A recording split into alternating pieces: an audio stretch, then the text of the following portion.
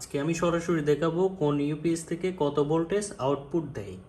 তো ম্যাক্সিমাম মানুষ হচ্ছে কোন ইউপিএস কত ওয়াট লোড নেয়, কত ওয়াট লোড নিতে পারে, কত বি, এগুলো নিয়ে কিন্তু কথা বলে, কিন্তু ম্যাক্সিমাম এই কত ভোল্টেজ আউটপুট আমরা আসলে ইউপিএস থেকে পাই এটা কিন্তু কেউ আসলে অত একটা দেখায় না।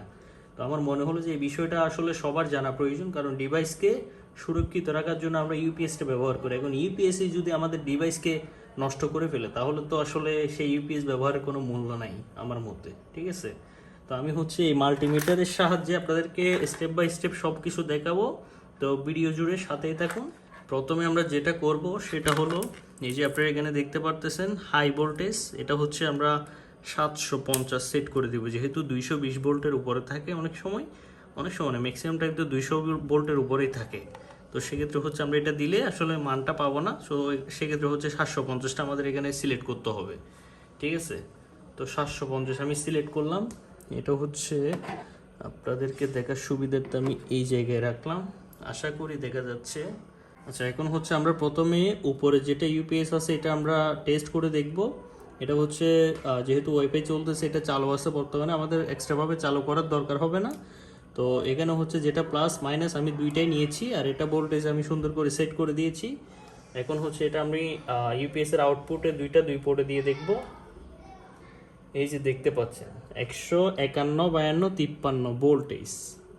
আসলে একটা ইউপিএস থেকে আমরা হচ্ছে ম্যাক্সিমাম 240 ভোল্ট পর্যন্ত কিন্তু আশা করতে পারি। 200 ভোল্ট থেকে সর্বনিম্ন 200 ভোল্ট, সর্বোচ্চ হচ্ছে 240 ভোল্ট পর্যন্ত আশা করতে পারি।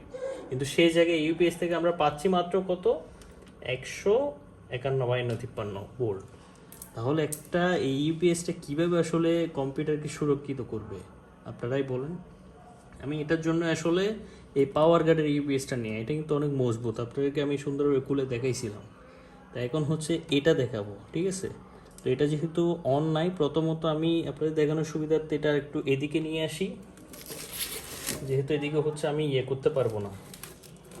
আচ্ছা, এখন হচ্ছে আমি যেটা করবো, ইউপিএসটা অন করে নিব। ইউপিএসটা কিন্তু অন, এটা হয়তো বা দেখতে পাচ্ছেন আপনারা। এখন আমি যেটা করব, এটার প্লাস এবং হচ্ছে মাইনাস আমি ইউপিএস এর আউটপুটে দিব।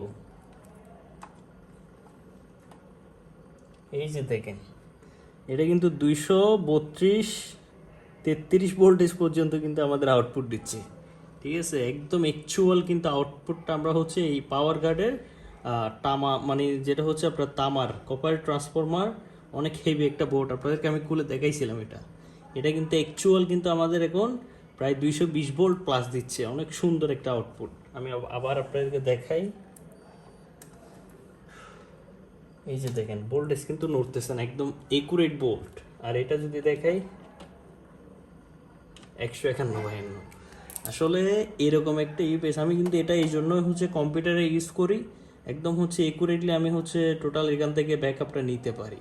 যেহেতু এটা 151, 52 ভোল্টে, এটা দিয়ে সর্বোচ্চ আমি ফ্যান লাইট এগুলা চালাইলে হয়তো বা অত একটা ক্ষতি হবে না, কিন্তু এটা দিয়ে কিন্তু আমি কম্পিউটার কোনোভাবে চালাইতে পারবো না এই অবস্থায়, ঠিক আছে? আসলে এই সমস্ত যন্ত্রপাতির জন্য কিন্তু আমরা ইউপিএসটা ব্যবহার করি। এখন ইউপিএসি যদি আমাদের ক্ষতির মূল কারণ হয়ে দাঁড়ায়, তাহলে তো আসলে এই ডিভাইসগুলোর কোনো প্রয়োজনই নেই, ঠিক আছে? তো আপনারা অবশ্যই ইউপিএস নেওয়ার সময় সুন্দর করে আউটপুট ভোল্টেজটা মেপে ইউপিএসটা নিয়ে ট্রাই করবেন। দরকার পড়লে 200 টাকা 400-500 টাকা বেশি যাক, তাও যাতে আপনার হচ্ছে যাতে মানে এই সামান্য একটি ইউপিএসের জন্য যাতে আপনার প্রোডাক্টের কোনো ক্ষতি না হয়, আপনার ডিভাইসের যাতে কোনো ক্ষতি না হয়, সেভাবে আপনারা বিচার বিবেচনা করে অবশ্যই নেবেন, ঠিক আছে? তো আসলে বিষয়টা হয়তো আমি আপনাদের সুন্দরভাবে বোঝাইতে পেরেছি। আর আপনারা যদি কোনো প্রশ্ন থাকে অবশ্যই আমাকে কমেন্ট করে জানাবেন।